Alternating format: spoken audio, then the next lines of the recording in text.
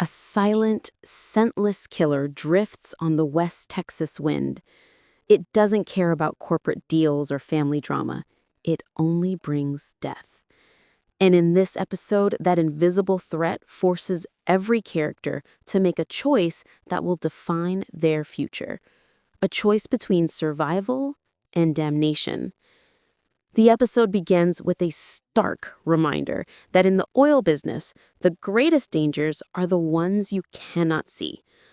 A group of hunters, believing they've bagged a boar, suddenly collapse. Not from bullets, but from an invisible poison. The cause is a lethal leak of hydrogen sulfide gas from a nearby oil facility, a colorless toxin that can kill a man with a single breath. This isn't just a background event.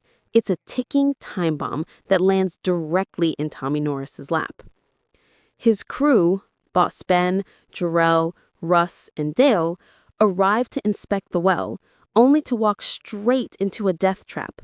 The wind shifts and the silent alarm on their suits screams to life as the toxic cloud engulfs them. What follows is a scene of sheer, panicked survival. They scramble, they run, but the gas is faster. While they narrowly escape suffocation, they are left writhing in agony with searing headaches, burning eyes, and violent nausea. This disaster is a physical manifestation of the toxic deals and hidden dangers poisoning Tommy's world. The job itself is trying to kill his people, proving that no amount of corporate maneuvering can protect you from the fundamental perils of the oil field. While his crew fights for their lives, Tommy's personal world is also fracturing. He's in Fort Worth, trying to contain the financial fallout from Cooper's cartel-backed oil strike, while Angela remains blissfully unaware, dreaming of multi-million-dollar homes they can no longer afford. The pressure is immense, and it's in this moment of vulnerability that the devil himself pays a visit.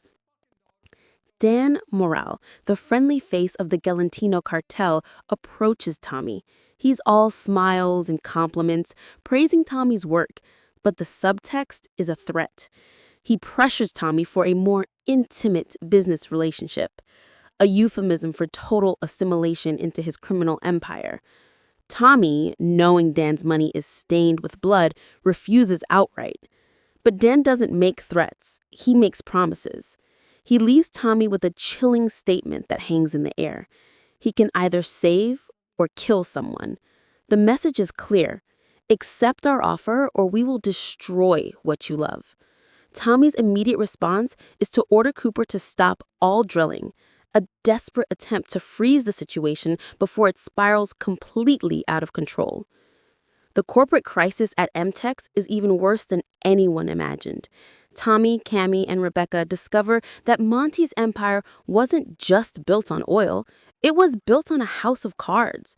MTex is not one company, but a tangled web of LLCs, all surviving on massive loans that were supposed to be paid off by a central fund that never arrived.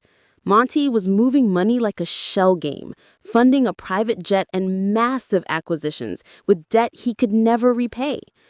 The revelation shatters Cammy. The powerful, mean widow from the premiere is now exposed, confused, and terrified. Her empire she inherited is bankrupt. Her only lead is her financial advisor, Alan, who has now ghosted her calls. This utter desperation is the crack that Dan Morale needs. When Tommy and Cammy track Alan down at the Cattlemen's Club, Dan Morale is there, waiting. He witnesses their humiliation and weakness firsthand. He sees a CEO on the verge of collapse, and he moves in for the kill. Later that night, Dan Morale presents Tommy and Cammy with a proposition, a massive cash infusion that could save MTex from immediate ruin. It is a golden parachute woven with barbed wire. Tommy knows accepting it means surrendering his company, his morals, and his family's safety to a cartel. It is a gamble that could save the company but destroy everyone in it. He refuses, standing on his principles. But Cammy is now in a different place. She is drowning in the wreckage of her husband's lies, desperate to salvage his legacy and her own reputation. Where Tommy sees a trap, she sees a lifeline. The episode ends not with an explosion, but with a quiet, devastating moment of decision. Cammy holds a photograph of Monty, alone and heartbroken. The look on her face is not of defiance, but of surrender. She is considering Dan's offer. She is willing to make the deal that Tommy would not. This episode masterfully raised the stakes from corporate drama to survival horror. The hydrogen sulfide leak was a visceral, life and death sequence that grounded the show in the real dangers of the industry. The true climax, however, was the silent war for Cammy Miller's soul. Tommy now stands completely isolated. His crew is recovering from a near-death experience. His son is entangled with the cartel. His wife is a financial liability, and his business partner is on the verge of selling them all out to the very enemy he's trying to fight. By refusing Dan, Tommy has drawn a line in the sand.